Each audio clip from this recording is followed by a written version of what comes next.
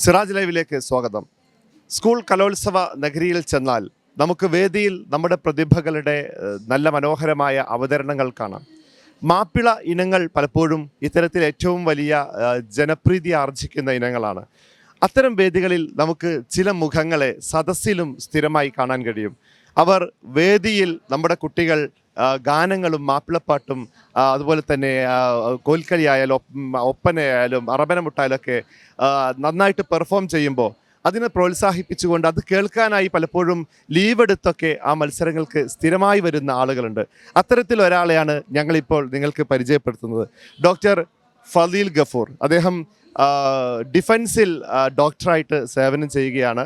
മാപ്പിള കലകളെ വളരെയധികം സ്നേഹിക്കുന്ന മനുഷ്യരാണ് ഫലീൽ ഡോക്ടർ. നമ്മളിപ്പം ഈ മാപ്പിള കലകളുടെ വേദികളിലൊക്കെ പലപ്പോഴും റിപ്പോർട്ടിങ് ചെല്ലുമ്പോഴൊക്കെ കാണുന്നൊരു മുഖമാണ് ഫലീൽ ഡോക്ടർ. ഞാൻ അപ്പോഴൊന്നും അത്രയൊന്നും ശ്രദ്ധിച്ചിരുന്നില്ല. പിന്നീടാണ് അറിയാൻ കഴിഞ്ഞത് പലപ്പോഴും സ്ഥിരമായിട്ട് മാപ്പിളപ്പാട്ട് വേദികളിൽ കൃത്യമായിട്ട് എത്തുന്ന, അത് മാപ്പിള കലോത്സവ വേദികൾക്ക് കൃത്യമായിട്ട് എത്തുന്ന എങ്ങനെയാണ് ഈ ഒരു ഗാനശാഖയുടെ അല്ലെങ്കിൽ ഒരു മാപ്പിള കലകളോടുള്ള അങ്ങയുടെ ഒരു സ്നേഹം?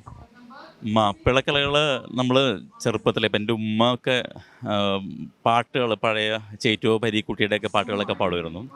പൊതുവേ അത് ഭയങ്കര ഇഷ്ടമാണ്. അത് ഇപ്പം നമ്മൾ വഴി കൂടെ പോകുമ്പോഴായാലും ഒരു വണ്ടി പോവുകയാണെങ്കിൽ നമ്മൾ നിർത്തി നോക്കും. അതെന്താ അറിയില്ല, അങ്ങനെ ഒരു റിഫ്ലക്സ് മനസ്സിലുണ്ട്. അപ്പോൾ അത് ചെറുപ്പത്തിലെ പിന്നെ കാണുക, അവതരിപ്പിക്കുന്നതിനെക്കാട്ടിയും കാണുക എന്നുള്ളതാണ് എനിക്കിഷ്ടം. നമ്മുടെ കുട്ടികളാണെന്നുള്ള രീതിയിലേ ഓരോരുത്തരും അത് കണ്ടു കഴിഞ്ഞാൽ അവിടെ പോയി ഒന്ന് അഭിനന്ദിക്കുക. കുട്ടികളോട് ഒരിക്കലും നിർത്തരുത് ഈ പരിപാടി, ഒരിക്കലും നിങ്ങളുടെ അധ്യയനകാലം അവസാനിക്കുന്നതോടുകൂടി ഒരിക്കലും നിർത്തരുത്. നിങ്ങളെപ്പോഴായാലും നിങ്ങൾ മരണം വരെ നിങ്ങളത് കൊണ്ടുപോകണം എന്നുള്ളതാണ് ഞാൻ വിചാരിക്കുന്നത്. കല എന്ന് പറഞ്ഞാൽ അങ്ങനെ തന്നെയല്ലേ, നമ്മൾ ജീവിതത്തിൻ്റെ ഒരു സാൻഡ്വിച്ചാണെന്നാണ് ഞാൻ എപ്പോഴും വിചാരിക്കുക. നമ്മുടെ കേറ്റിറക്കങ്ങൾക്ക് എപ്പോഴും ഒരു സ്മൂത്ത് ലൈൻ കൊടുക്കുന്നതാണ് കലകൾ. അപ്പോൾ മാപ്പിള കലകൾ എസ്പെഷ്യലി അങ്ങനെ തന്നെ.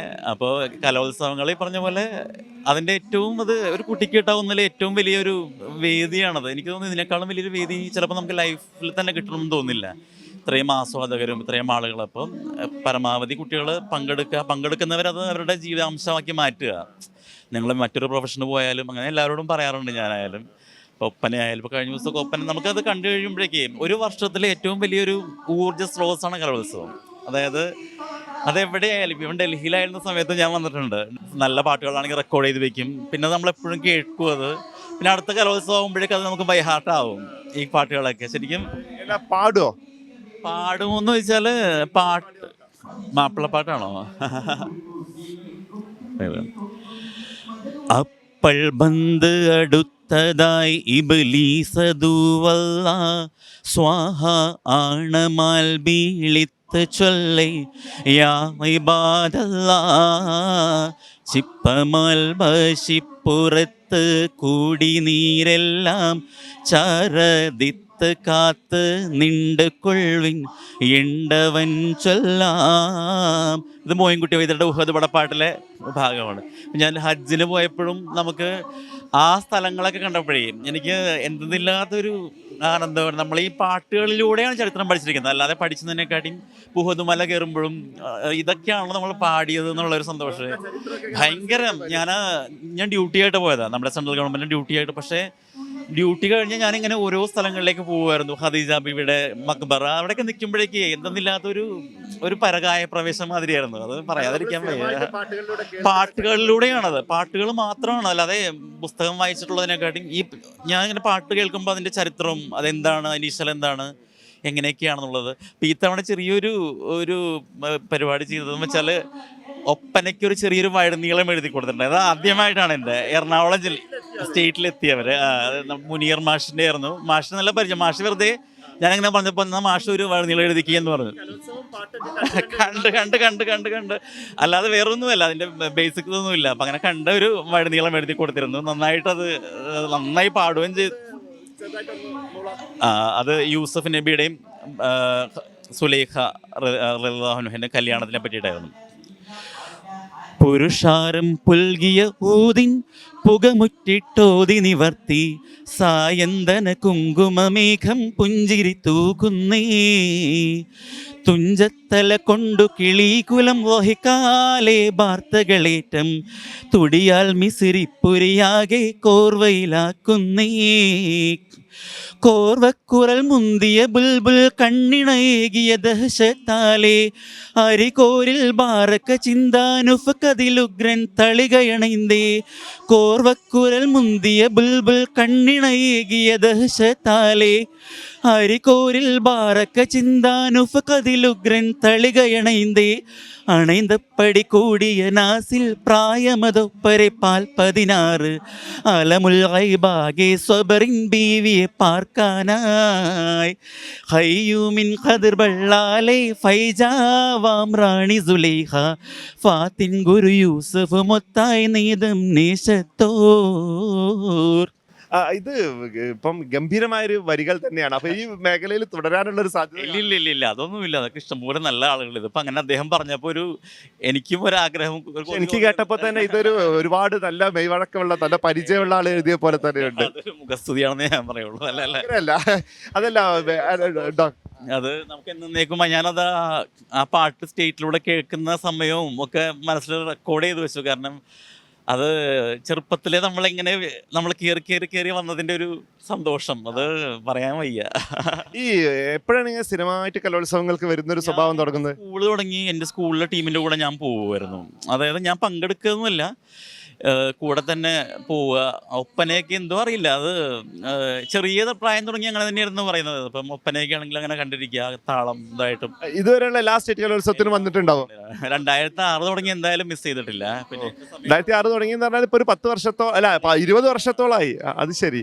എങ്ങനെ അപ്പോൾ കറക്റ്റായിട്ട് ഒരു വിലയിരുത്താൻ പറ്റിയ ആൾ കൂടിയാണ്. എങ്ങനെയുണ്ട് നമ്മുടെ ഈ ഒരു 20 വർഷത്തെ കുട്ടികളുടെ പെർഫോമൻസ് നമ്മൾ എങ്ങനെയാണ് അതിനുള്ള മാറ്റങ്ങളൊക്കെ വിലയിരുത്തുക? പാട്ടിൻ്റെ കാര്യത്തിൽ വന്നാൽ കുറച്ചുകൂടിയും, അതായത് എനിക്കിഷ്ടം തനിമയുള്ള പാട്ടുകളാണ്. അതായത് പഴയ പാട്ടുകൾ, നമ്മുടെ നഫീസത്ത് മാല. ശരിക്കും നഫീസത്ത് മാലയൊക്കെ പറയുന്നത് വെച്ചാൽ എൻ്റെ ഉമ്മെല്ലാം പറഞ്ഞിട്ടുള്ളത്, നഫീസത്ത് മാല പാടി നമ്മൾ ഗർഭിണിയാകുമ്പോൾ സ്ത്രീകൾ, അതായത് പൂർണ്ണ ഗർഭിണിയായ സ്ത്രീകൾ പ്രസവവേദന വരുമ്പോൾ നമ്മൾ പുറമേ ഇരുന്ന് പാടുന്നതാണ്. അതിന് ചില ഭാഗങ്ങളെത്തുമ്പോഴേക്കും സ്ത്രീ പ്രസവിക്കും. അതായത് ശരിക്കും പറഞ്ഞാൽ മ്യൂസിക് തെറാപ്പി എന്നാണ് ഞാൻ വിശ്വസിക്കുന്നത്. ഞാനതിപ്പോഴും ആധുനികകാലത്ത് മ്യൂസിക് തെറാപ്പി ഉണ്ടല്ലോ, ചികിത്സയിൽ ഞാൻ പറയാറുണ്ട്, നിങ്ങൾ അതൊന്നും ചികിത്സയല്ല എന്ന് പറയരുത്. കാരണം അതൊക്കെ ചികിത്സ തന്നെയാണ്. അപ്പം നമുക്ക് മനസ്സിലാവുള്ളൂ. നമ്മളിപ്പോൾ വലിയ എൻ്റെ ഉമ്മയൊക്കെ മരിച്ചുപോയി. അപ്പം നമ്മളിപ്പോൾ ഈ ഒരു വേദികളിലൊക്കെ വരുമ്പോൾ ശരിക്കും അവരുടെയൊക്കെ ഒരു ഓർമ്മയാണ്. അപ്പം നമ്മൾ മാനസികമായിട്ടുള്ള ബുദ്ധിമുട്ടുകളായിക്കോട്ടെ, ശാരീരികമായ ബുദ്ധിമുട്ടായിക്കോട്ടെ, വലിയൊരു ഔഷധമാണത്. അത് മാപ്പിളപ്പാട്ട് എന്ന് പറഞ്ഞ ഒരു വിഭാഗത്തിൻ്റെ മാപ്പിളപ്പാട്ട്, ഒപ്പന എല്ലാം അതിൻ്റെയൊക്കെ തനത് ശൈലി നിന്ന് മാറിപ്പോകുമ്പോൾ ഒരു വിഷമമുണ്ട്. അതായത് ഒരു കസർത്ത്, നമ്മുടെ ഒരു എന്താ പറയുക, നമ്മുടെ ഒരു സാമർഥ്യം കാണിക്കാനുള്ളൊരു വേദി പോലെ ആക്കാതെ അതിൻ്റെ ഒരു തനിമ, ചില നല്ല നല്ല പാട്ടുകളൊക്കെ ഇപ്പോൾ ആരും പാടുന്നില്ല, പാടിയ മിസ്സായി പോകുന്നു. ഞങ്ങളിപ്പോൾ പറയുന്നത് ഇപ്പം ഉളരിയുടെ ഇളം അതൊക്കെ നല്ല, പക്ഷെ അറിയില്ല, മത്സരത്തിന് ചിലപ്പോൾ സമ്മാനം കിട്ടില്ല എന്ന് വിചാരിച്ചിട്ടായിരിക്കും. പക്ഷെ അങ്ങനെ അതെന്തുകൊണ്ടായിരിക്കും അങ്ങനെ സമ്മാനം കിട്ടുന്നതിൽ ഒരു പേടി വരാൻ കാരണം അതാണല്ലോ യഥാർത്ഥത്തിൽ പഴയ മാപ്പിളപ്പാട്ടുകൾ. പിന്നെ പുതിയ കമ്പോസിഷൻസ് മാത്രമേ ശരിയാവുള്ളൂ എന്ന് കുട്ടികൾ വിചാരിക്കുന്നതാണ്. അതായത് ഇതിനകത്ത് പ്രഗത്ഭരാരും അങ്ങനെ വിചാരിക്കുന്നില്ല, പക്ഷെ കുട്ടികൾ അങ്ങനെ ശാഠ്യം പിടിക്കുന്നു, നിർബന്ധിച്ച് എനിക്ക് വേണം എന്ന് പറയും. അപ്പം ആ ഒരു പെട്ടെന്നുണ്ടാകുന്ന ഒരു രചനയും കാലങ്ങളുകൊണ്ട് മറ്റേതെന്ന് വെച്ചാൽ മലയാളം, അറബി, സംസ്കൃതം, തമിഴ് ഈ 4 ഭാഷയും ഈക്വലി ഉപയോഗിക്കുന്നുണ്ട്. ഇപ്പം ആനനം, ആയിനും അങ്ങനെയൊക്കെയാണ് പറയുന്നത്. ആനനം എന്ന് വെച്ചാൽ മുഖം, ആയിനം എന്ന് വെച്ചാൽ കണ്ണ്, ഇങ്ങനെ അപ്പം നല്ലൊരു ഭാഷ സംസ്കൃതി നമുക്ക് കിട്ടുന്നു. പക്ഷെ അതങ്ങനെ മിസ്സായി പോകുന്നു. കുറച്ചുകൂടി ലളിതമാക്കുന്നു, മാപ്പിളപ്പാട് എല്ലാവർക്കും മനസ്സിലാവണം, ലളിതമാക്കുന്നു എന്നൊക്കെ പറയുമ്പോഴും അങ്ങനെ പറയുന്നവരുണ്ട്. നല്ലത് തന്നെയാണ് ജനകീയമാക്കണം. പക്ഷേ ഇങ്ങനെ നമ്മൾ കുട്ടിയെ കുളിപ്പിച്ച് കുട്ടിയില്ലാണ്ടായി പോയി എന്ന സ്ഥിതിയിലേക്ക് പോകുന്നത് പറയുന്നില്ല കേട്ടോ. ഞാൻ നല്ലതെല്ലാം വരുന്നുണ്ട് നല്ല രീതിയിൽ. അപ്പം തനത് ഇതിൽ ഒന്ന് ശ്രദ്ധിക്കണം. കുട്ടികളായാലും ഇത് കാണുന്ന ആരായാലും പറയുന്നത് വെച്ചാൽ തനത് കൃതികൾ, ഇപ്പം മോയിൻകുട്ടി വൈദ്യരുടെ എലിപ്പട, മൂലപുരാണം അങ്ങനെയുള്ള കഥകളൊന്നും ഇപ്പോഴും വന്നിട്ടില്ല. മലപ്പുറം പടയിലെ നല്ല നല്ല പാട്ടുകളൊക്കെ അത് വേണമെങ്കിൽ നിങ്ങൾ നല്ലൊരു പുതുമയാർന്ന, ഒത്തിരി ആ ട്രഡീഷണൽ ഇത് മാറാതെ നല്ലൊരു ഈണത്തിൽ കൊണ്ടുവരുന്നൊക്കെ ആണെങ്കിൽ നമുക്ക് കേൾക്കാൻ ഭയങ്കര സന്തോഷം. നമ്മളെപ്പോലുള്ള ആസ്വാദകർ ഭയങ്കര കണ്ണിറഞ്ഞ് കാണും. അത് മാപ്പിളപ്പാട്ടാണ് ഏറ്റവും പ്രിയപ്പെട്ടതിനോ? എല്ലാം മാപ്പിളപ്പാട്ട്, ഒപ്പന. ഇപ്പം ഞാൻ ഹൈസ്കൂളും ഹയർ സെക്കൻഡറി മുഴുവനും ഇത് കണ്ടു. അത് വല്ലാത്തൊരു അർപ്പണം തന്നെയാണ് കേട്ടോ ഈ കലയോടുള്ള. അത് ഇങ്ങനെ നിങ്ങളുടെ കൂട്ടത്തിൽ ഇങ്ങനെ സുഹൃത്തുക്കളൊക്കെ ഉണ്ടോ ഇങ്ങനെ പോകുന്ന? ഞാൻ വരുമ്പോ കൊണ്ടുവന്നു കഴിഞ്ഞാൽ അവർക്ക് 2 എണ്ണമൊക്കെ കഴിയുമ്പോഴേ നമ്മൾ പോകുന്ന കാണുമ്പോൾ എല്ലാവരും വരും കൂടെ. എൻ്റെ കൂട്ടത്തിൽ വരാറുണ്ട്. ഇപ്പം കണ്ണൂരൊക്കെ വെച്ചിട്ട് അപ്പം 2 നേരം 2-3 എണ്ണം കഴിയുമ്പോഴേക്കും അവർ പറയും അയ്യോ ഇത് മതിയായി. അപ്പം നമുക്ക് ബുദ്ധിമുട്ടാവും അത്. പിന്നെ ഇവർ നമ്മൾ സ്വന്തമായിട്ട് പോയിരുന്നാണ് ഏറ്റവും നല്ലത്. എപ്പോഴും ഞാൻ തന്നെ ആരെയും കൊണ്ടുവരലില്ല. അപ്പോൾ പറഞ്ഞ പോലെ അവർക്ക് ആ ക്ഷമതയില്ലാത്തതുകൊണ്ടേ പെട്ടെന്ന് മാറണം എന്നുള്ളപ്പം ഇവിടെ വരുമ്പോൾ ഇവിടെ തന്നെ ഒരു ഗ്യാതറിംഗ് ഉണ്ട്. ഇതുപോലെ വരുന്ന ഒരു ദുബായിൽ നിന്ന് വരുന്ന ഒരാളുണ്ടായിരുന്നു, കോഴിക്കോട് നിന്ന് വരുന്ന. അപ്പോൾ ഇവിടെ കാണുന്ന കുറച്ച് ആളുകളുണ്ട്. അപ്പോൾ അവരവിടെ കഴിയുന്നവരെയും നമ്മളിങ്ങനെ ഓരോന്നും നമ്മളിങ്ങനെ ജഡ്ജ് ചെയ്യും. ഇത് എഴുതിയിട്ടപ്പോൾ ഞാൻ കണ്ടോ ഇതിനകത്ത് ഇത് മാപ്പിളപ്പാട്ടിൻ്റെയൊക്കെ തന്നെയാണ്. ഈ ജഡ്ജ്മെന്റും ഫൈനൽ ജഡ്ജ്മെന്റും ആയിട്ട് വരുമ്പോ എങ്ങനെ വെറുതെ ഒരു സന്തോഷം കിട്ടാറുണ്ട്? മാഷൊക്കെ വന്ന് ചോദിക്കാറുണ്ട് മാഷ ഏതാണ് ഇട്ടിരിക്കുന്നത് എന്നൊക്കെ ചോദിക്കും.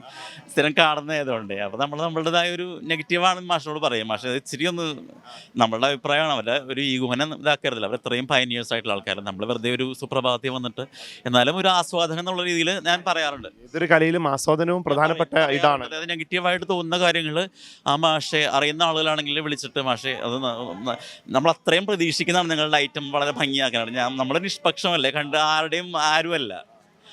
നമ്മൾ നല്ല രീതിയിൽ നിറഞ്ഞു പോകണമെന്ന് വിചാരിക്കുന്നുള്ളൂ. അപ്പോൾ എന്നും നന്നാക്കുന്നത് ഞങ്ങളെ കൂടി ഒന്ന് ശ്രദ്ധിക്കും, നിങ്ങളെ മത്സരം മാത്രം നോക്കാതെ എന്ന് പറഞ്ഞിട്ട് അങ്ങനെ പറയാം. ഡിഫൻസിലായിട്ട് ഇപ്പോൾ ഒരുപാടായോ? ഞാനിപ്പോൾ 7 വർഷം കഴിഞ്ഞു. സ്വദേശമൊക്കെ എവിടെയാണ്? ആലുവയാണ്. ഞാൻ പഠിച്ചത് കോഴിക്കോടായിരുന്നു. അതെനിക്കൊരു കോഴിക്കോട് മെഡിക്കൽ കോളേജിലായിരുന്നു. അപ്പോൾ ഞാൻ മെഡിക്കൽ കോളേജിൻ്റെ അപ്പുറത്തേക്ക് കുറെ കൂടെ സഞ്ചരിച്ചു. അതാണ് കുറെ കൂടെ എനിക്ക് നല്ലൊരു ഈ കോഴിക്കോട്ടുള്ള ഒരു സഹവാസം കുറച്ചുകൂടെ ഇതിലേക്കൊരു ഗുണമായിട്ടുണ്ട്. ഉമ്മയുടെയൊക്കെ ബന്ധുക്കളും ഉമ്മയും കുറെ കൂടെ ഉമ്മയുടെ ഒരു മാമയെല്ലാം ഉണ്ടായിരുന്നു. പക്ഷെ നമ്മളൊക്കെ അറിയാവുന്ന ഒരു നോളജിനെ കുറെ കൂടെ അങ്ങ് ഭംഗിയാക്കി അവരുടെ ഒരു സഹവാസം കൊണ്ടാണ് ശരിക്കും. കോഴിക്കോട് തന്നെയാണ് അത് പറയാം. ഇപ്പൊ ഇങ്ങനെ വേദികളിൽ പോകുമ്പോൾ എപ്പോഴെങ്കിലും ആഗ്രഹം തോന്നിയിട്ടുണ്ടോ എനിക്കും അതുപോലെ സ്റ്റേറ്റ് വേദിയിലൊക്കെ പാടാൻ പറ്റിയിരുന്നെങ്കിൽ എന്നുള്ള? സ്റ്റേറ്റ് വേദിയിൽ മത്സരിക്കുന്ന പോലെയാണ് എനിക്ക് തോന്നാറ്. എല്ലാ വീതിയിലും ഞാനായിട്ടാണ് ഓരോ കുട്ടികളെയും കാണുന്നത്. എനിക്കെപ്പോഴും അതുകൊണ്ട് ആ കുട്ടികൾ ചെസ് നമ്പർ എന്ന് പറയുമ്പോഴേക്കും എനിക്ക് തന്നെയാണ് ഒരു ആദ്യം വരും. ചെസ് നമ്പർ എന്ന് പറയുമ്പോഴേക്കും അയ്യോ എന്നുള്ള രീതിയിൽ ആ കുട്ടികളെ അവരുടെ പാരന്റിനെ പോലെ തന്നെ നമുക്ക് തോന്നുന്നു. എനിക്കും ആ കുട്ടികൾ അങ്ങനെ തന്നെ റിയാക്ട് ചെയ്യും. ഇപ്പം ഒപ്പന കണ്ടപ്പോൾ നമ്മുടെ കോഴിക്കോടിൻ്റെ പ്രൊവിഡൻസോ മറ്റോണെന്ന് തോന്നുന്നു. അയ്യോ അത് ഇപ്പോഴും നമ്മുടെ കാതിലങ്ങ് മുഴങ്ങണതങ്ങ് നിറഞ്ഞു നിന്നു. അതായത് നമുക്ക് ഇനി അങ്ങോട്ട് ഇനിയില്ല, മാക്സിമത്തിൽ നമ്മൾ എത്തി എന്നുള്ള രീതിയിൽ കോഴിക്കോടിൻ്റെയും കണ്ടു. അതുപോലെ എല്ലാം അങ്ങനെ ഇത്തവണ ഓരോ കലോത്സവം കഴിയുമ്പോഴും എനിക്കങ്ങനെ 1-2 എണ്ണം ഞാനങ്ങനെ മനസ്സിൽ വയ്ക്കും. അപ്പോൾ ആ കുട്ടികൾക്ക് ഒരു കത്തെഴുതും, എന്തെങ്കിലും സമ്മാനമോ എന്തെങ്കിലും കൊടുത്തയക്കും. പിന്നെ ആ കുട്ടികളും അവരുടെ ഫാമിലിയൊക്കെ ആയിട്ട് നല്ല അടുപ്പത്തിലാവുകയാണ് ചെയ്യാറ്. പിന്നെ അങ്ങനെ നല്ല നല്ല സൗഹൃദങ്ങൾ ഇതിലൂടെ തന്നെ അങ്ങനെ കൊണ്ടുവരാറുണ്ട്. ഈ കലാ സൗഹൃദത്തെ വളർത്തുന്നതിൽ വലിയ ഘടകമാകുന്ന ഇത് വലിയൊരു കാര്യമാണ്. ഇത് എന്തുകൊണ്ടാണ് ഗവൺമെൻറ് ആയിക്കോട്ടെ അതിനെ നന്നായി ചെയ്യുന്നുണ്ട്. പക്ഷെ നമ്മൾ ടൂറിസമായി നമ്മുടെ ഏറ്റവും നല്ല കലകളെ ഏറ്റവും ഷാർപ്പായിട്ട് പ്രസൻറ്റ് ചെയ്യുന്ന ഒരു വേദിയല്ലേ ശരിക്കും. ഇത് ടൂറിസം വീക്കായിട്ടൊക്കെ വെക്കാവുന്ന നമ്മൾ ആ സമയത്ത് എന്താ ചെയ്യുന്നത്, 2 കഥകളി മറ്റേത് ചെയ്യുന്നതിനെക്കാട്ടിയും ഇതും പല ഡിസിപ്ലിൻസായിട്ട് കുട്ടികൾ ചെയ്യുന്നതാണ്. അതായത് എല്ലാ ഡിസിപ്ലിൻസിലും ഇപ്പം വഞ്ചിപ്പാട്ടാണ് കാണുന്നതെങ്കിൽ ആറന്മുള ശൈലി കാണാം, കുട്ടനാടൻ ശൈലി കാണാം. ഒപ്പനയാണെങ്കിൽ തെക്കുള്ള മാഷ്മാർ പഠിപ്പിക്കുന്നത്. അത് നമുക്ക് മറ്റു പല വേദിയിലും കിട്ടാത്തൊരു അനുഭവമാണ്. അതെ, അപ്പം അതെല്ലാം കിട്ടുന്ന ഒരു ക്യാപ്സ്യൂളാണ് ശരിക്കും പറഞ്ഞത്. ശരിക്കും നല്ലപോലെ ഇതിനെ അഡ്വർടൈസ് ചെയ്യാവുന്ന ഒരു കാര്യമാണ്. പിന്നെ കുട്ടികളായാലും ഈ വേദിയിൽ പെർഫോം ചെയ്യാൻ പറ്റിയ എനിക്ക് തോന്നുന്നു അവരുടെ ഒരു ജന്മസൗഹൃദം തന്നെയാണ്. ഇപ്പം എൻ്റെ ഏട്ടൻ്റെ മോനുണ്ടായി തവണ, അയാൾ കഥകളി സംഗീതമായിരുന്നു. അത് ഞാൻ ഈ പറഞ്ഞ പോലെ ഞാൻ തന്നെയാണത് ഈ പറഞ്ഞ എല്ലാ വേദികളും കാണാറുണ്ട്. മെയിൻ മാപ്പിളപ്പാട്ടുകൾ, പിന്നെ ക്ലാസിക്കൽ മ്യൂസിക്, കഥകളി സംഗീതം കാണാറുണ്ട്. അങ്ങനെ അപ്പം നമ്മുടെ വീട്ടിൽ എനിക്ക് 16 പേരക്കുട്ടികളുണ്ട്. മീൻസ് ഞാൻ 7 മക്കളാണ്. ഇവരെല്ലാവരെയും പഠിപ്പിച്ച് ഒരു വിധത്തിൽ എല്ലാവരും മാപ്പിളപ്പാട്ടിൻ്റെ ഒരു വലിയ മാപ്പിളപ്പാട്ട് കുടുംബമാക്കി മാറ്റുക എന്നുള്ളതാണ് അടുത്ത തലമുറ. അതിപ്പോൾ എൻ്റെ തലമുറയല്ല, അടുത്ത തലമുറ. എൻ്റെ സിസ്റ്റേഴ്സിൻ്റെ മക്കൾ, ഏട്ടൻ്റെ മക്കളൊക്കെ. എൻ്റെ മോനിപ്പോൾ 4 വയസ്സായേ ഉള്ളൂ. അപ്പം അങ്ങനെ ഒരു നല്ല തലമുറ എന്നെ കുട്ടിയിട്ടുണ്ട്. അത് കൊണ്ടുവരുന്നുണ്ട്. ഇവരൊക്കെ കേട്ടിട്ടല്ലേ വരുന്നത്. അപ്പം ഇപ്പോഴും 1ാം ക്ലാസ്സിലായിട്ട് വേണം മത്സരിക്കാന്ന് പറഞ്ഞിട്ട് പറഞ്ഞുകൊണ്ടിരിക്കുന്നുണ്ട് ഇപ്പോഴേ. അപ്പോൾ എല്ലാവിധ സന്തോഷങ്ങളും നേരുകയാണ്. ക്യാമറമാൻ മുഹമ്മദ് ഷബീബിനൊപ്പം Sayyid Ali Shihab, Siraj live. waytonikah.com, the exclusive Muslim matrimonial site.